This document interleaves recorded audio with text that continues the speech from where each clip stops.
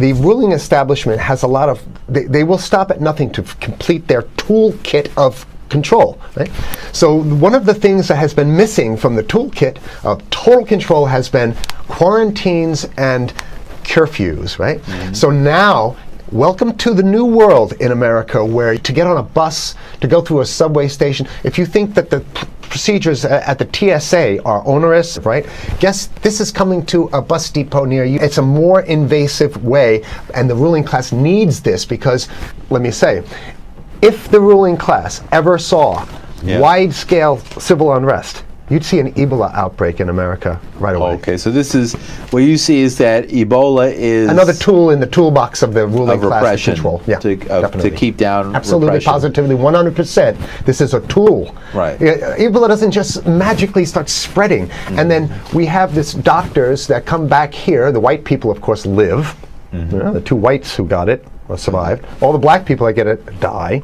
Right? It's very possible that these one of these NGOs over there is going around with a veil of Ebola, or spreading it from a small plane onto villages. The point is to get hundreds of thousands of people infected with it and create the next phase of control. Now, one of the things I'd like to show to back up my my claims here. Here's a document from the Rockefeller Foundation. Rockefeller Foundation, right there. You can zoom in on that, where my finger is. It's called Scenarios for the Future International Development, the Rockefeller Foundation. All right. Okay. Let's take a look at what they're saying here. This is something like a 50, 60-page document. I'd like you to go to page 18, if you can look at this up on the internet, but I'll read it off to you. It's called lockstep, lockstep. And this is a phrase that I used right after 2001, when I saw the entire system of the United States, including the population, were in lockstep. So the Congress went along, and yes, it was Osama bin Laden, and the people waved their flag and said, I hate, hate, hate, hate, and everything was in lockstep. Well, in 2010, they published this, Rockefeller Foundation, and here's what they're saying. They're saying that they call it a scenario. These are scenario narratives, and they speak about it in the past tense. So they put out this scenario, lockstep. A world of tighter, top-down government control and more authoritarian leadership, with limited innovation and growing citizen pushback. Okay, I'll read a little bit of it. In 2012, the pandemic that the world had been anticipating for years, nobody was anticipating a pandemic, finally hit. Unlike 2009's H1N1, this new influenza strain originating from wild geese, they use some scenario, but this is Ebola they're talking about. Ahead. Even the most pandemic-prepared nations were quickly overwhelmed when the virus streaked around the world, infecting nearly 20% of the global population and killing 8 million in just 7 months, the majority of them healthy young adults. The pandemic also had a deadly effect on economies. You can see the agenda.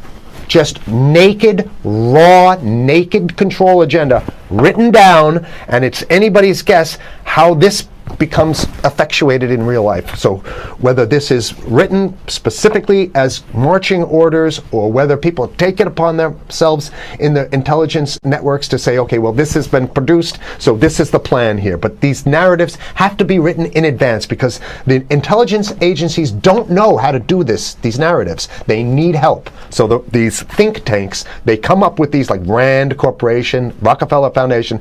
These are think tanks of death. They're not the think tanks, they're not there to find great ways to help people. Right? Okay, the pandemic also had a deadly effect on economics. International mobility of both people and goods screeched to a halt.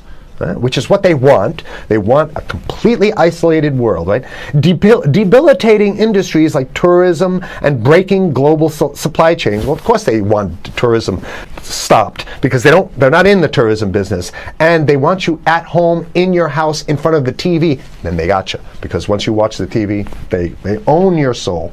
Even locally. Wait a second, we're on television. I mean commercial television, let's say. National. Even locally, a normally bustling recycling shops and offices sat empty for months. Okay, so I love how they talk about it in the past tense in 2010. Right? The pandemic blanketed the planet, though disproportionate numbers in Africa died.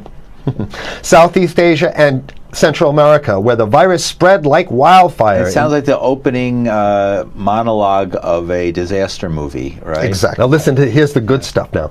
But even in developed countries, containment was a challenge. Now here's this one. I love this one. The United States' initial policy of strongly discouraging, in quotation marks, strongly discouraging citizens from flying proved deadly in its leniency. So they're saying, that... No, keep going. Okay, Read it. Proved deadly in its leniency. So they should have been tougher, right? Accelerating the spread of the virus, not just within the United States, but across borders. However, a few countries did fare better.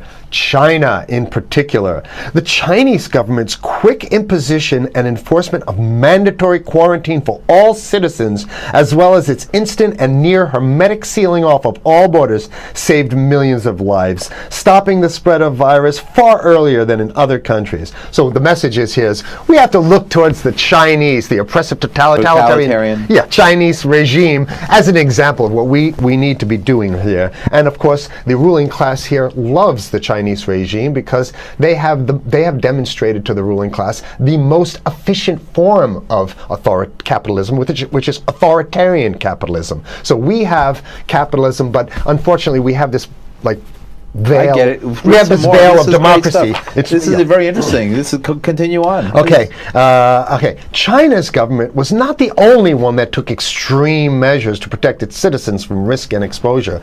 During the pandemic, national leaders around the world flexed their muscles, flexed their authority, and imposed airtight rules and restrictions. You can see the agenda. Go. Okay.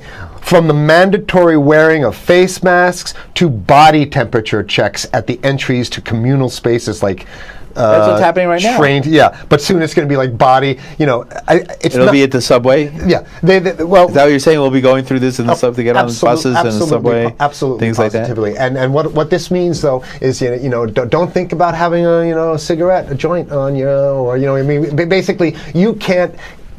This is a dragnet for everything. So if in order for you in other words, just like with stop and frisk, this is ultimate stop and frisk. This is the ultimate cavity stop and frisk, cavity search kind of thing. All right, so during the pandemic, national leaders around there flex their authority. Now there's some good stuff. Listen to this. And even supermarkets, they want body checks at supermarkets. Okay, so basically what they're saying is they're building a system where every move you make, you got to go through them. You can't get food. Well, how about if you go to the farmer's market? Right. Here's the good stuff now. It just keeps getting better. Even after the pandemic faded, this more authoritarian control and oversight of citizens and their activities stuck. And even intensified. That's the whole point. So they're going to get rid of... Didn't that happen already with 9/11? Of course. 9/11 was how many? 14 years ago, and we still have all these draconian rules. So they're going to put the body cavity USA, searches Patriot, and all that stuff. That's right. So in order to get to a supermarket, you got to have a body cavity search, and then when there's no more Ebola, well, you know what? We kind of like this way because we have an complete infrastructure of a control grid. In order to protect themselves from the spread of increasingly global problems, from pandemics and national terrorism to environmental crisis and rising poverty, leaders around the world took a firmer grip on power. Well, what the hell would rising poverty have anything to do with imposing strict citizen controls with face masks? So they're very sloppy stuff here.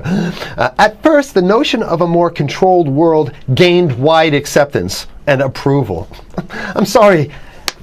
Nobody likes this stuff. They're just saying it.